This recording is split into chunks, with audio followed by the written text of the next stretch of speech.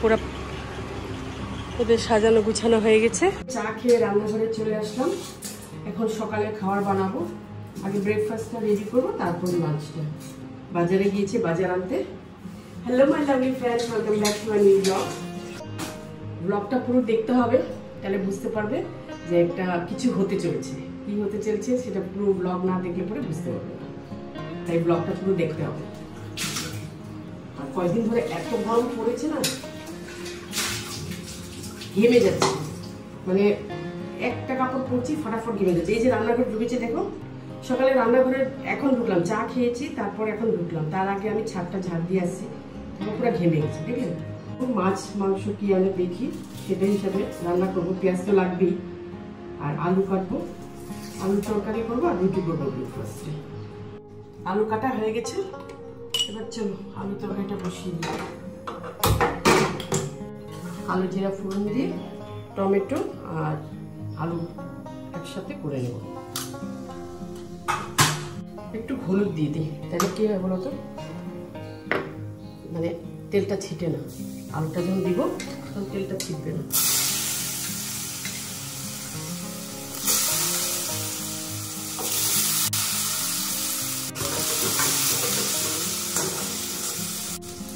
একবার টমেটো দিয়ে দিব,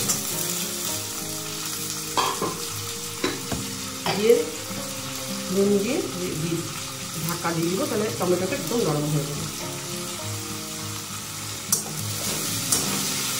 পাতলা আলু দিয়ে তো খেতে খুব ভালো লাগে। চলো ডালটা বসিয়ে দিই। আটা মাখা হয়ে গেছে, রেখে দিই।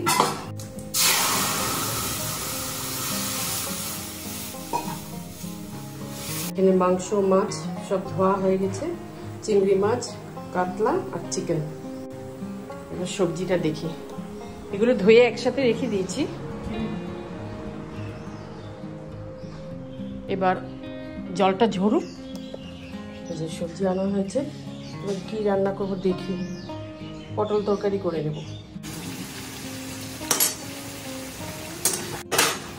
এটা হয়ে গেলে চিংড়ি মাছটা বসাবো আর কাতলাটা করবো।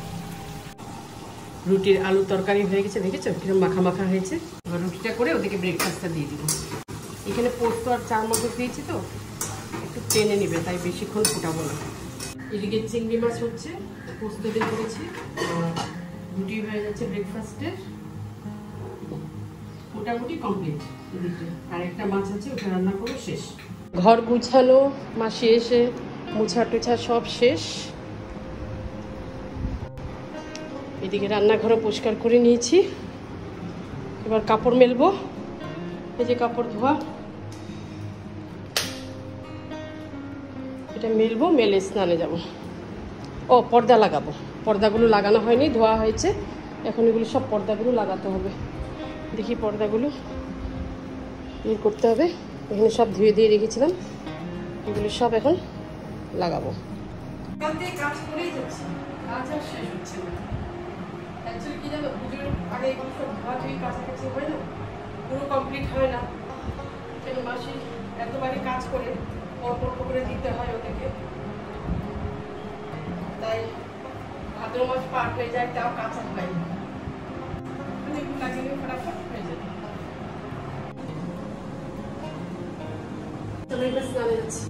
আজকে যে রান্না করলাম সেটা চিংড়ি মাছ, কাতলা মাছ, ডাল আর এই যেগুলো পটল। এবার ভাতটা বাড়ছি, 1:45 বেজে গেছে, বহুত লেট হয়ে গেছে। একজন একজন করে ভাত দিয়ে দিই।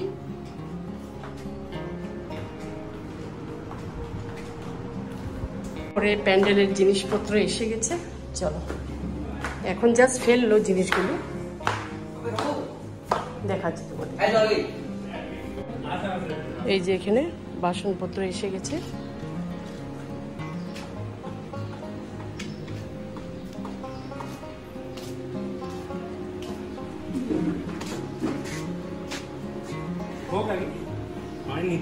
আমরা যাচ্ছি একটু বাজারে, কিছু কেনাকাটা আছে।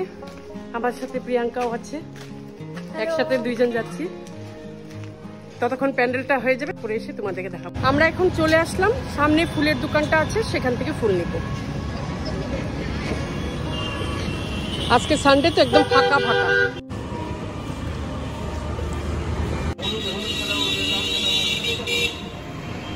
জুয়ের চেন আছে?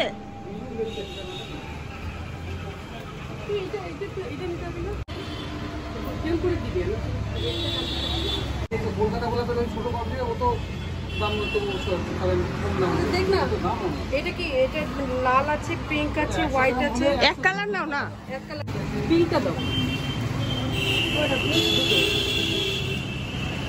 ছিঁড়ে দিও না কিন্তু।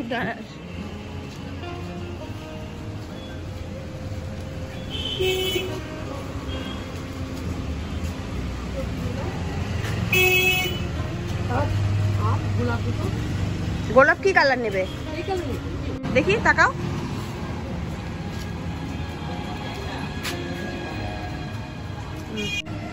গোলাপের পাপড়ি নিলাম, গেঁদা নিলাম, আর ফুলের তোড়া নিলাম।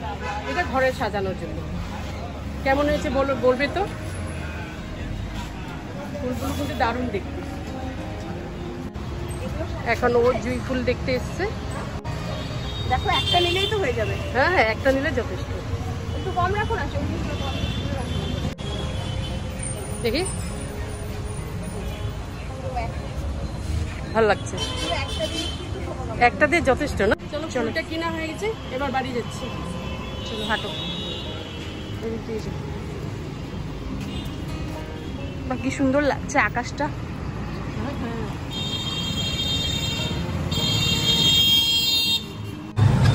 আমরা টমেটোতে বসে পড়েছি এখন।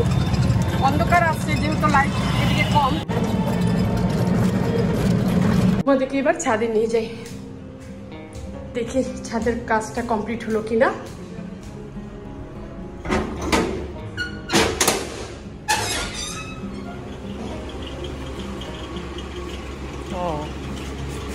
এই যে পুরো ওদের সাজানো গুছানো হয়ে গেছে। এখানে প্যান্ডেল রেডি হয়ে গেছে।